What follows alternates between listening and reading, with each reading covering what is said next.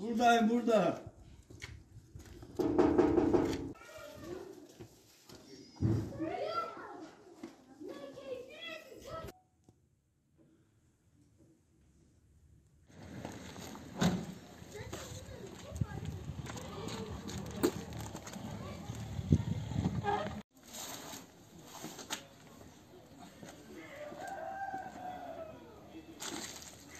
Abla eşi vefat Allah eden razı olsun abi. Allah kabul etsin. Allah'ın için vereceğiniz olsun.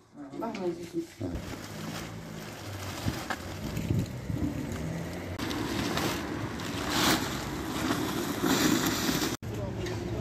Küçükleri dedim 100 tane var ki götürek abi. Götürek şey. Sen arabayı al ver ceketini.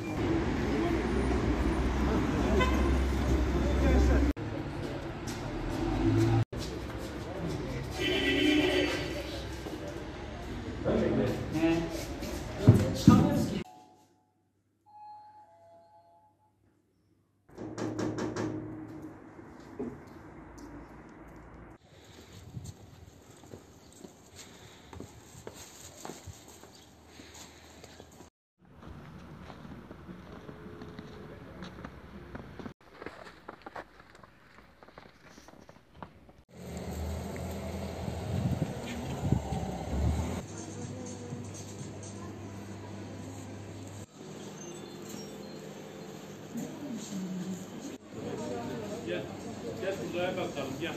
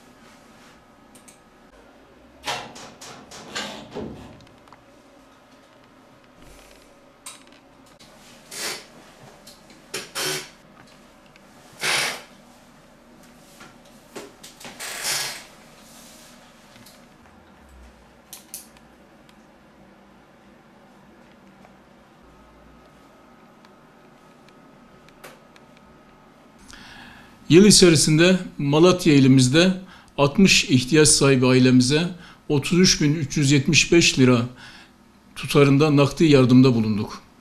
Ayrıca mübarek Ramazan ayında hayırseverlerimizin desteğiyle 51.800 lira tutarında gıda paketi ve market alışveriş çeki 252 muhtaç ailemize ulaştırdık.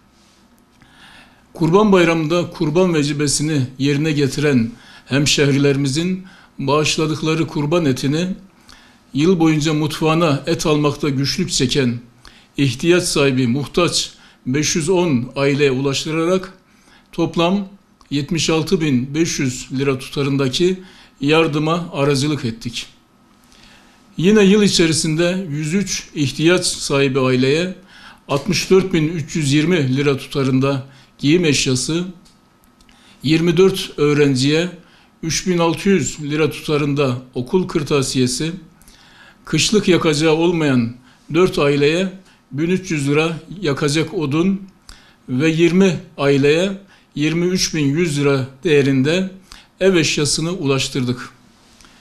Yurt dışında mazlum, muhtaç kardeşlerimiz için Asya, Afrika, Yemen ve Arakan'da kurban kesimleri için 34.800 lira, Yemen ve Gazze'ye acil yardım kapsamında 4.160 lira, Afrika'da su kuyusu açılması için 18.000 lira tutarında hayırseverlerimizin yaptığı yardımları Umut Kervanı Vakfı aracılığıyla ulaştırdık.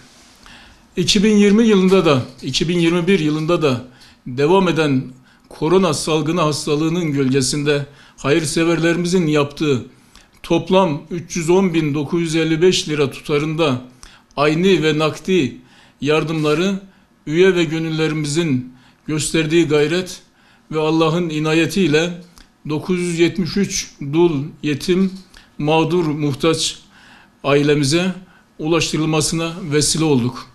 Elhamdülillah. Resulullah sallallahu aleyhi ve sellem sizden biriniz kendi için istediğini mümin kardeşi için de istemedikçe kamil manada iman etmiş olmaz. Kıyamet günü müminin serinleyeceği gölgelik sadakasıdır ve komşusu aç iken tok yatan bizden değildir buyurmuştur. Bu sebeple hayır yapmaya gücü yeten tüm kardeşlerimizin muhtaç ailelerimize yardım etmelerini, ihtiyaç sahibi aileler ile aralarında manevi köprüler kurmaları ve onların dualarını almalarını istirham ediyoruz. Allah Teala yardımlarınızı dergâh-ı izzetinde kabul buyursun.